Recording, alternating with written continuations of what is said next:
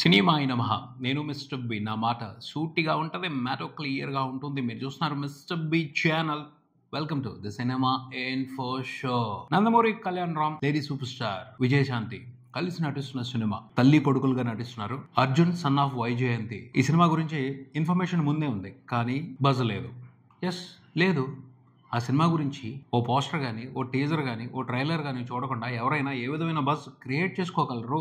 ఎవరికైనా ఇంట్రెస్ట్ ఎలా వస్తుంది అంటే, పెద్ద హీరోల సినిమా లెక్క వేరు. కళ్యాణ్ రామ్ పెద్ద హీరో కాదు అని కాదు ఇక్కడ మ్యాటర్. స్టార్ గిరి వేరియేషన్స్ ఉన్నాయి కదా మనకి. ఆ లెక్కలో చూసుకుంటే క్రేజీ కాంబినేషన్ తో సినిమా వస్తుంది అంటే ఆటోమేటిక్ గానే ఆ సినిమాకి సంబంధించి ఇన్ఫర్మేషన్ బయటకు వస్తే చాలు బజ్ వచ్చేస్తుంది. బట్ కళ్యాణ్ రామ్ ఎప్పుడు ప్రయోగాలు చేస్తూ ఉంటారు, కొత్త డైరెక్టర్లకి అవకాశం ఇస్తూ ఉంటారు. సో ఆ సినిమాకి సంబంధించి ఏదో ఒకటి పోస్టరో, టీజరో, గ్లిమ్సో ఏదో ఒకటి బయటకు రావాలి. అప్పుడే కదా బజ్ క్రియేట్ అయ్యేది. అందుకనే అర్జున్ సన్ ఆఫ్ వైజయంతి ఈ సినిమాకి సంబంధించి బజ్ ఇప్పటి వరకు లేదు.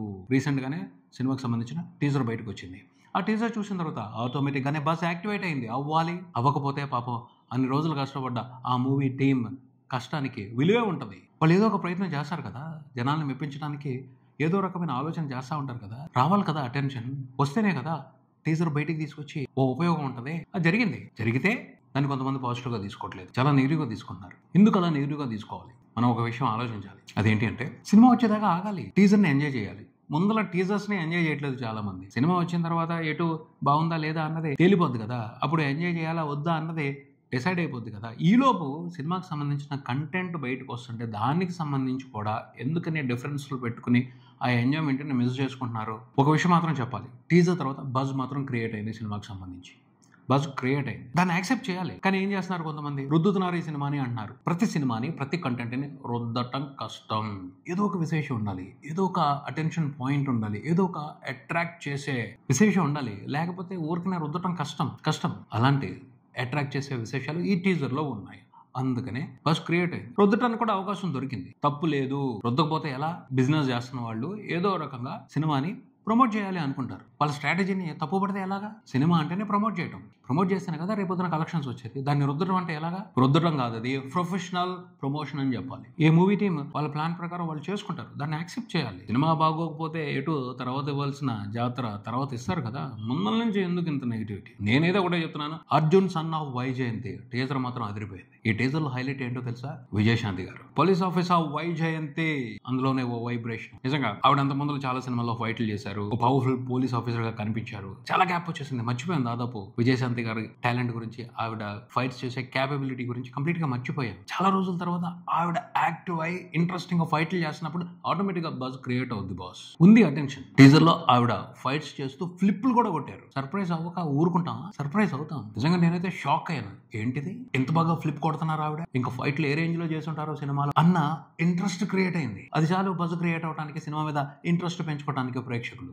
ఉందబ్బా కంటెంట్ లో విషయం లేకుండా ఊరికనే సినిమాని రుద్దేస్తున్నారు అని ఓ మాటే కదా పడేద్దాం అని అనకూడదు. ఏదో ఒక మ్యాజిక్ ఉంటుంది. ఆ తర్వాత కళ్యాణ్ రామ్ క్యారెక్టర్ విషయానికి వస్తే అది కొంచెం రెగ్యులర్ గానే అనిపిస్తుంది. ఐపీఎస్ ఆఫీసర్ అవ్వాలనుకున్నాడు, పోలీస్ ఆఫీసర్ అవ్వాలనుకున్నాడు హీరో. కానీ పరిస్థితులు అతన్ని విశాఖపట్నానికి డాన్ ని చేసాయని అర్థం అవుతుంది. ఆ డాన్ ని ఆపాల్సిన బాధ్యత తల్లే తీసుకుంది. Super conflict, interesting commercial conflict. ఇది డ్రామా కరెక్ట్ గా ఉంటే, మంచి సీన్స్ పడుంటే, మంచి ఎపిసోడ్స్ పడుంటే పేలుద్ది సినిమా. బ్లాక్ బాస్టర్ అవటాన్ని ఎవరు ఆపరు. సో సేల్ అయిపోయే సినిమా, బ్లాక్ బాస్టర్ అయిపోయే సినిమానే. దీనికి సంబంధించి ఎందుకు నెగిటివ్ గా ఫీల్ అవ్వాలి? దీన్ని ఎందుకు రుద్దటం అనాలి? రుద్దినా రుద్దకపోయినా ఒక సినిమాని ప్రేక్షకులు ఎంకరేజ్ చేయాలి అని డిసైడ్ అయ్యారు అంటే వాళ్ళకి చిన్న చిన్న విషయాలు చాలు, చిన్న చిన్న ఇంట్రెస్టింగ్ మూమెంట్స్ చాలు, చిన్న చిన్న ఐటమ్స్ చాలు, ఇచ్చేస్తున్నారు. బ్లాక్ బాస్టర్ ఇచ్చేస్తున్నారు. అది ప్రేక్షకుల ఇంట్రెస్ట్. వాళ్ళు ఏది ఎంజాయ్ చేయాలనుకుంటారో చాలా క్లారిటీగా ఉంటారు. వాళ్ళ ఎంజాయ్మెంట్ ని డిస్టర్బ్ చేయాలని చూడటం మాత్రం తప్పు అంటాను. అర్జున్ సన్ ఆఫ్ వైజయంతి ఈ టీజర్ అయితే ప్రామిసింగ్ గా ఉంది. ట్రైలర్ ఎలా ఉంటుందో చూడాలి. సినిమా అయితే మంచి కమర్షియల్ ఎంటర్టైనర్ అని అర్థం అవుతుంది. పవర్ఫుల్ మాస్ కమర్షియల్ ఎంటర్టైనర్ అని అనిపిస్తుంది. చూద్దాం ఈ సినిమాతో విజయశాంతి గారు, కళ్యాణ్ రామ్ కలిసి తెలుగు ప్రేక్షకులకి ఎలాంటి సాలిడ్ మాస్ ఎంటర్టైన్మెంట్ ఇస్తారో. All the best to team. తర్వాత చూసుకుంటే కోర్ట్ ఈ సినిమా 4వ రోజున టెర్రిఫిక్ గా కలెక్షన్స్ ని హోల్డ్ చేసింది. 2 తెలుగు రాష్ట్రాల వరకు. ప్రపంచవ్యాప్తంగా చూసుకుంటే సినిమా నియర్లీ 5 కోట్ల వరకు 4వ రోజున, ఒక వర్కింగ్ డే రోజున కలెక్షన్స్ రిపోర్ట్ చేసింది. గ్రాస్ 5 కోట్లు రావడం అనేది చిన్న విషయం కాదు. టెర్రిఫిక్ లెవెల్లో హోల్డ్ చేసింది. అండ్ మండే రోజున కనిపించిన ఈ హోల్డ్ ను బట్టి cinema super fantastic long run చూడబోతుందని అర్థం అవుతుంది. ప్రాఫిట్స్ జాతర ఘనంగా ఉండబోతుంది. 3 రోజులకే నియర్లీ 6 కోట్ల ప్రాఫిట్ చూసింది. ఫుల్ రన్ లో సినిమా చూసుకుంటే ఒక 10 కోట్లకు పైన షేర్ తీసుకునే అవకాశమే కనబడుతుంది థియేట్రికల్ రన్ తో. ఓటీటీ అంతకు ముందులే సేల్ చేసి ఉండకపోతే చాలా మంచి రేట్ వస్తుంది. నిర్మాతలు నక్క తోక తొక్కినట్టే, సినిమాతో బిజినెస్ లో ఇన్వాల్వ్ అయిన వాళ్ళందరూ కూడా జాక్ పాటలు కొట్టినట్టే. బ్రహ్మాండమైన ప్రాఫిట్స్ జాతర జరుగుతుంది ఈ సినిమాకి సంబంధించి. టాక్ కూడా చాలా పాజిటివ్ గా ఉంది. ఈ సినిమాకి సంబంధించి పబ్లిక్ లో చాలా ఇంట్రెస్టింగ్ డిస్కషన్ నడుస్తుంది. సో ఇప్పుడప్పుడే ఈ సినిమాకి సంబంధించిన కలెక్షన్స్ తగ్గే అవకాశం కూడా కనిపించడం లేదు. డ్రై సీజన్ అయినా కూడా సినిమా చాలా బాగా పర్ఫామ్ చేయనుంది. 2 వారాల పాటు ఇంట్రెస్టింగ్ గా కలెక్షన్స్ కుమ్ముకోనుంది. భారీ ప్రాఫిట్స్ ఉంటాయి, ఎందుకంటే అంత హెల్దీగా ట్రెండ్ అవుతుంది సినిమా బాక్స్ ఆఫీస్ దగ్గర. కంప్లీట్ బ్లాక్ బస్టర్ రచ్చ నడుస్తుంది కోత్ మూవీకి సంబంధించి 2 తెలుగు రాష్ట్రాల వ్యాప్తంగా. చాలా ఆసక్తికరంగా అనిపిస్తుంది. బీ సెంటర్ లో కూడా ఈ సినిమా గురించి మామూలు మనుషులు కూడా, అంటే సినిమాల గురించి ఎక్కువగా డిస్కస్ చేయని మనుషులు కూడా ఈ సినిమా గురించి డిస్కస్ చేస్తూ కనిపించడం ఆశ్చర్యం కలిగిస్తుందనే చెప్తాను. నేను చాలా చోట్ల చూస్తూ ఉంటాను. పొద్దున్న వాకింగ్కి వెళ్ళినప్పుడు, సాయంత్రం పూట నాకు తెలిసిన ప్లేసెస్కి వెళ్ళినప్పుడు కొంతమంది గ్యాదర్ అవుతూ ఉంటారు. వాళ్ళు రకరకాల పాలిటిక్స్ గురించి మాట్లాడుకుంటూ ఉంటారు.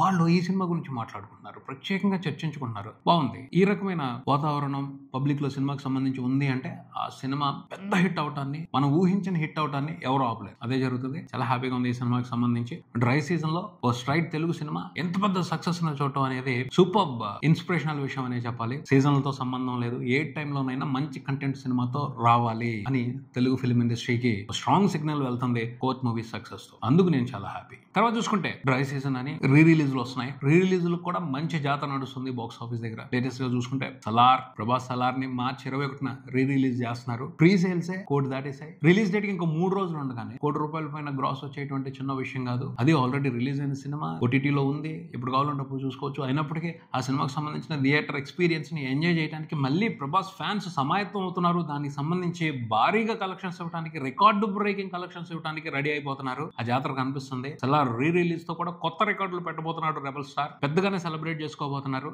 సలార్ మూవీని. రీ రిలీజ్ తో కూడా ప్రభాస్ ఫ్యాన్స్ అని అర్థమవుతుంది. చూద్దాం సినిమా రిలీజ్ తర్వాత రాబోయే వీకెండ్ లో ఎలాంటి పెద్ద రికార్డులు పెట్టుద్దో, ఆ రికార్డులతో ఎలాంటి కొత్త హిస్టరీ క్రియేట్ చేస్తుందో. ఒక విషయానికి సంబంధించి మాత్రం నేను చాలా హ్యాపీ. అదేమిటి అంటే డ్రై సీజన్ లో కూడా థియేటర్స్ కి ఈసారి సూపర్ ఫీడింగ్ దొరుకుతుంది.